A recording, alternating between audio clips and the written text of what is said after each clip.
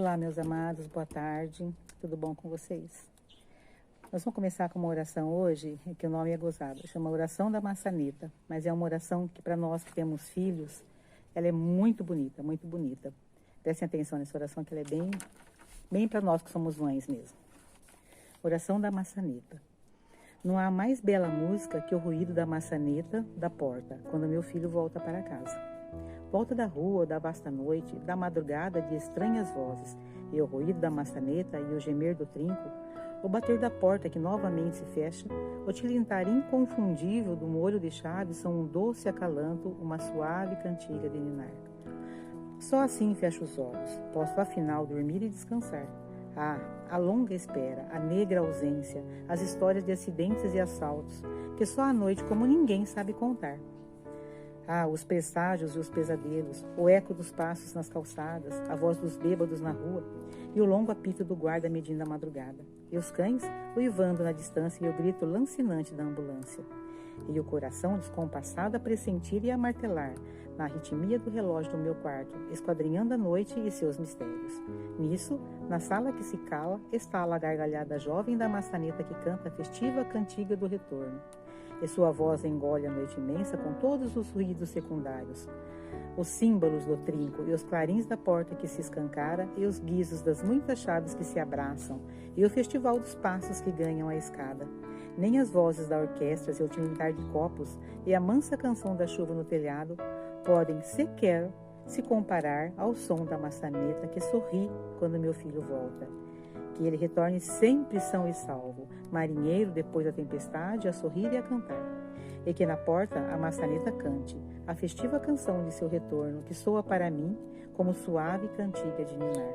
Só assim meu coração se aquieta, posso afinal dormir e descansar. Amém? Bom, nós vamos fazer o estudo, vamos começar na página 22, que vai estar falando o nascimento da doutrina espírita. Tá bom? Bom, o século XIX representou uma dessas épocas em que fomos especialmente abençoados pela bondade superior, a despeito de todas as dificuldades assinaladas nesse período. É o século que dá início aos grandes movimentos revolucionários europeus que derrubaram o absolutismo, implantaram a economia liberal e extinguiram o antigo sistema colonial, movimentos esses apoiados nas ideias renovadoras da filosofia e da ciência, divulgados no século XVIII por espíritos reformadores, denominados iluministas e enciclopedistas. Tais ideias, de acordo com o espírito Emmanuel, constituíram a base para que fossem combatidos, no século XIX, os erros da sociedade e da política, fazendo sossobrar os princípios do direito divino, em nome do qual se cometiam todas as barbaridades.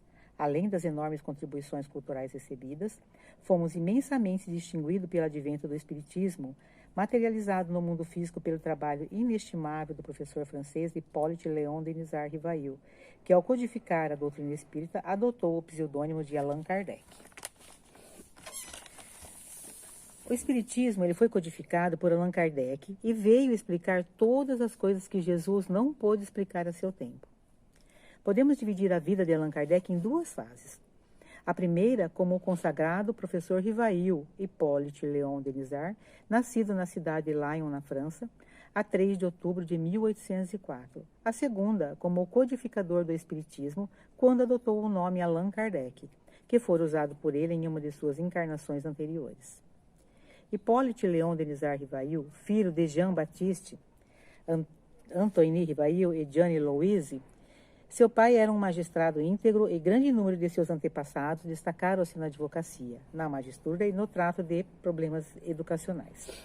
Bem cedo, o menino se revelou altamente inteligente e agudo observador, denotando franca inclinação para as ciências e para assuntos filosóficos, compenetrado de seus deveres e responsabilidades como se fosse um adulto. Realizou seus primeiros estudos em sua cidade natal, sendo educado dentro de severos princípios de honradez e retidão moral.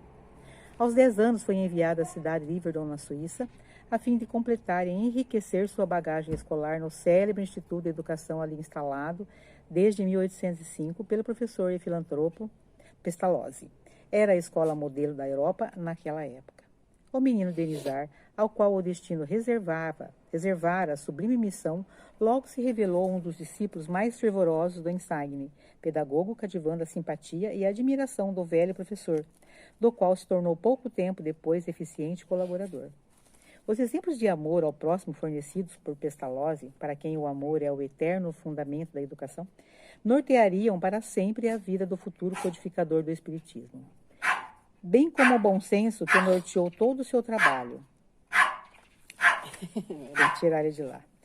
Foi cultivado e avigorado com as lições e os exemplos recebidos no Instituto Yverdon, onde também lhe desabrocharam as ideias que mais tarde o colocariam na classe dos homens progressistas e dos livres pensadores. Ao retornar da França, se pôs a exercer o magistério, aproveitando as horas vagas para traduzir obras inglesas e alemãs. Seu primeiro livro didático, Curso Prático e Teórico de Aritmética, foi lançado em 1823, quando contava com 18 anos. Nossa, muito novinho. Esta obra era destinada às mães de família que desejassem dar a seus filhos as primeiras noções de aritmética. Além desta obra, Rivail publicou numerosos livros didáticos, bem como planos e projetos dirigidos à reforma do ensino francês.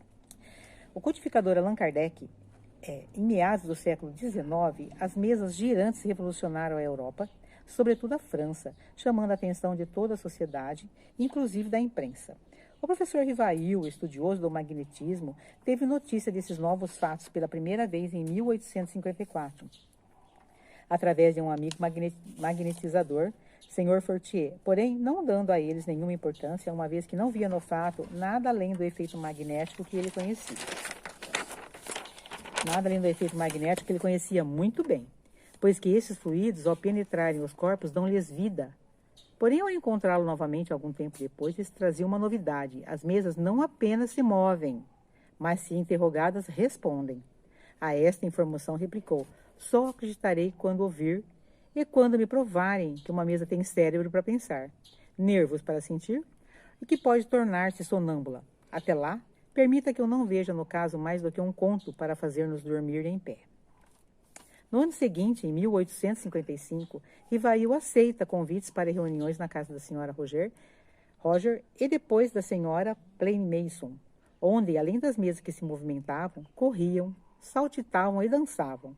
Assistiu a alguns ensaios muito imperfeitos da escrita mediúnica com o auxílio de uma cesta-peão. Nesta ocasião, conheceu a senhora Baudin, que realizava sessões semanais em sua casa, onde as médiums eram suas filhas adolescentes, que escreviam juntas em uma ardósia com o auxílio da cesta. Foi nessas reuniões na casa da senhora Baudin que iniciou os estudos sérios sobre espiritismo. Sobre isso ele diz: compreendi, antes de tudo, a gravidade da exploração que ia empreender. Percebi naqueles fenômenos a chave do problema tão obscuro e tão controvertido do passado e do futuro da humanidade, a solução que eu procurara em toda a minha vida. Era, em suma, toda uma revolução nas ideias e nas crenças. Fazia-se mister, portanto, andar com maior circunspecção e não levianamente. Ser positivista e não idealista para não me deixar iludir. Nesse mesmo texto, Kardec afirma: um dos primeiros resultados que colhi das minhas observações foi que os espíritos, nada mais sendo do que as almas dos homens, não possuíam nem a plena sabedoria, nem a ciência integral. Que o saber de que dispunham se circunscrevia ao grau que haviam alcançado de adiantamento e que a opinião deles só tinha o valor de uma opinião pessoal. Reconhecida desde o princípio, esta verdade me preservou do grave escolho de crer na infalibilidade dos espíritos e me impediu de formular teorias prematuras, tendo por base o que fora dito por um ou alguns deles.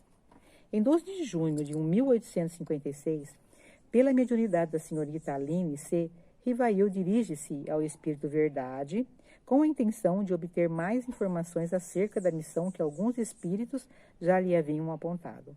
Missionário-chefe da nova doutrina. Ao que recebe a seguinte resposta: confirmo o que te foi dito, mas recomendo-te muita discrição se quiseres sair-te bem. Não esqueças de que podes triunfar, como podes falir. Neste último caso, outro te substituiria, porquanto os desígnios de Deus não assentam na cabeça de um homem. A nossa assistência não te faltará, mas será inútil se de teu lado não fizeres o que for necessário. Tens o teu livre-arbítrio, do qual podes usar como entenderes. Nenhum homem é constrangido a fazer coisa alguma. Legal isso, né, Camila? Quando ele fala aqui, né, que não esqueça que pode triunfar, como pode falar, porquanto os desígnios de Deus não assentam na cabeça de um homem. Quer dizer, não dependia dele, não tinha que ser só ele. Né? Se ele não aceitasse, a gente até falou nisso, que nós temos o livre-arbítrio, se ele falasse, não, eu não quero, outro homem seria designado para...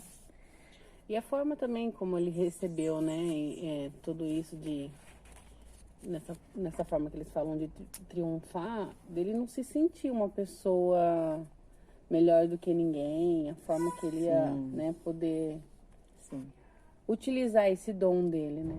Tem algumas pessoas que utilizam da forma errada. A gente fala que esses dons não é nosso. É um presente da espiritualidade. Se a gente tem, é para ajudar as pessoas. Porque não é cobrado nada nosso. Então, nós não podemos cobrar nada de ninguém, né? Sim. Então, é da forma que ele ia utilizar para repassar isso aí para outras pessoas. Sim. E a codificação veio de um homem inteligente já, né? Muito. Muito inteligente, formado, que estudou nas melhores e ele universidades. Passou por muita dificuldade, né? Tem um filme dele, você assistiu o filme? Assisti. O filme é perfeito. Assistam, quem não assistiu, assiste. Super indico o filme dele. Que dá, só com isso que nós vamos falar hoje, no filme vai dar para vocês verem, confirmar tudo isso. O tanto que ele foi perseguido, como que foi difícil enfrentar tudo. Ele passou por muita dificuldade mesmo. Sim. Se hoje é difícil, né, para as pessoas receber a religião, né? Não é com qualquer pessoa que a gente pode conversar sobre religião. Você imagina isso lá atrás, como que não era assim. Nossa Senhora. Complicado. Nossa, hoje já é complicado. Bom, questionando sobre as causas que poderiam levá-lo ao malogro, foi informado. A missão dos reformadores é prenhe de escolhas e perigos. Previno-te que é rude a tua, porquanto trata-se de abalar e transformar o mundo inteiro. Não suponhas que te baste publicar 1, 2 ou 10 livros para em seguida ficares tranquilamente em casa. Tens que expor a tua pessoa. Para tais missões, não basta a inteligência. Faz-se mister, primeiramente, para agradar a Deus, humildade, modéstia e desinteresse, visto que ele abate os orgulhosos, os presunçosos e os ambiciosos. Para lutar contra os homens, são indispensáveis coragem, perseverança e inabalável firmeza. Também são necessários prudência e tato. No que diz respeito ao diálogo travado com o Espírito Verdade, Kardec registra, 10 anos após, uma nota, onde encontramos algumas observações interessantes. Nunca mais me foi dado saber o que é o repouso. Mais de uma vez sucumbi ao excesso de trabalho. Tive abafada a saúde e comprometida, abalada a saúde e comprometida a existência. E Chico Xavier? Nossa, que judiação. Que exemplo, né? Nossa. É engraçado, né? Pegou Allan Kardec, né? Que era uma sumidade, né? Intelecto, né? De inteligência, né? E o Chico, sem estudo nenhum, né? E a doutrina... E hoje a gente tem ainda, né? Nossa, me deu branco. Divaldo? O Divaldo. A gente sabe que a saúde dele é muito precária. Nossa, está dando palestra até sentado já. E ele não deixa. Mas não abre mão, não se entrega. E é muito bom você ir numa palestra, ouvir a forma, a inteligência, o jeito que ele passa, todo o conhecimento. Quem não está habituado no YouTube, entra no YouTube e assiste algumas palestras do Divaldo Pereira Franco. São todas encantadoras, assim, não tem... Bom, no que diz respeito ao diálogo travado com o Espírito Verdade, Kardec registra 10 anos após uma nota onde encontramos algumas observações interessantes. Nunca mais me foi dado saber o que é repouso, mais de uma vez sucumbi ao excesso de trabalho, tive abalada a saúde e comprometida a existência. Graças, porém, à proteção e assistência dos bons espíritos que incessantemente me deram manifestas provas de solicitude, tenho a ventura de reconhecer que nunca senti o menor desfalecimento ou desânimo e que prossegui, sempre com o mesmo ardor no desempenho de minha tarefa, sem me preocupar com a maldade de que era o objeto. O nome Allan Kardec surgiu da publicação de O Livro dos Espíritos. O autor se viu diante de um sério problema, como assinar o trabalho? E mais uma vez prevaleceu o bom senso do professor Rivail. Sendo o seu nome muito conhecido do mundo científico, né, que ele era uma pessoa geniosa, né, em virtude dos seus trabalhos anteriores e podendo originar confusão, talvez mesmo prejudicar o êxito do empreendimento, ele adotou o alvitre de o assinar com o nome de Allan Kardec. Nome que, segundo revelou seu guia Zéfiro, ele tivera ao tempo dos druidas nas Gálias, hoje França.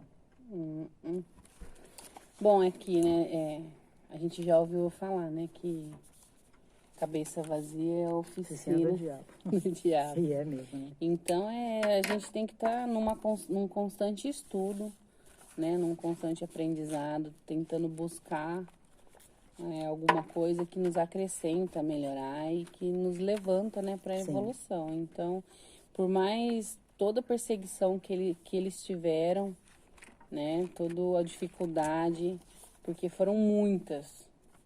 Eu não sei se aqui vai aprofundar, eu acredito que não aprofunda muito. Mas para quem quiser, lá no centro tem a biblioteca, que tem, né, todos os livros dele, que vai esclarecer bastante sobre, desde o início, como que foi difícil para o Kardec para fazer a codificação, né, o nosso livro. E então é isso, hoje nós terminamos, né? E é tão interessante a revelação de Kardec, né, que Moisés foi considerada a primeira revelação, Jesus a segunda e Kardec considerada a terceira revelação. É sério, é sério, é muito bom. Então isso. Tá bom? Então a gente fica disponível para todos do grupo, lembrando que, né, qualquer pessoa que precisar conversar, que estiver se sentindo sozinho, que quiser desabafar, a gente está à disposição a todos do grupo. Ou até alguém que não esteja no grupo, alguma família, amigo que está precisando, né? A gente sabe que não é porque apareceu o vírus que acabou tudo, acabou todos os outros problemas, né? Tem muitas pessoas com depressão, com problemas pessoais. Sim. E pode até aumentar, né? Os problemas com bastante gente aí dentro de casa. As brigas, né? As diferenças, né? Vêm à tona, né? Marido e mulher, principalmente. E a gente fica à disposição para conversar. Não só a gente, como todo o pessoal que trabalha no centro, tá? Isso, e a gente nós vamos encaminhando as pessoas que necessitam. No nosso grupo mesmo, eu estava falando com uma das nossas amigas, não precisa chegar a ficar em desespero. Liga pra gente, conversa com a gente. Né? A gente tem conteúdo, né, para ajudar, a gente lê bastante, a gente tem conteúdo para ajudar. Então, se sentiu desespero, não espera ficar fora do controle, não. Liga pra gente, a gente entende que ficar sozinha dentro de casa, presa, não pode sair, não pode ver um neto, não pode ver um filho, não pode ver um amigo, só presa. Se a pessoa já tiver uma predisposição, uma tristeza, algum sentimento triste guardado, alguma coisa ruim, isso vem à tona. Então, entre em contato com a gente. Até necessidade mesmo, né? Com um alimento. Sim, exatamente. Remédio, alguma coisa. Precisar. O que precisar, nós temos grupo. Que tudo pode... Dinheiro nós não tem, né? Nós não temos, mas a gente tem disponibilidade. A gente pode ir, pode socorrer. Bom, a gente está aqui disponível para qualquer coisa que vocês precisarem. Tá bom? Um beijo, boa tarde. Boa tarde. Vamos fazer uma oração de encerramento. Vamos fazer um Pai Nosso? Pai Nosso? Então vamos lá. Vai. Pai nosso que estais no céu, santificado seja o vosso nome. Venha a nós o vosso reino. Seja feita a vossa vontade, assim na terra como no céu. O pão nosso de cada dia nos dai hoje. Perdoai as nossas ofensas, assim como nós perdoamos a quem nos tem ofendido. E não os deixeis cair em tentação, mas livrai-nos de todo mal. Que assim seja. Amém.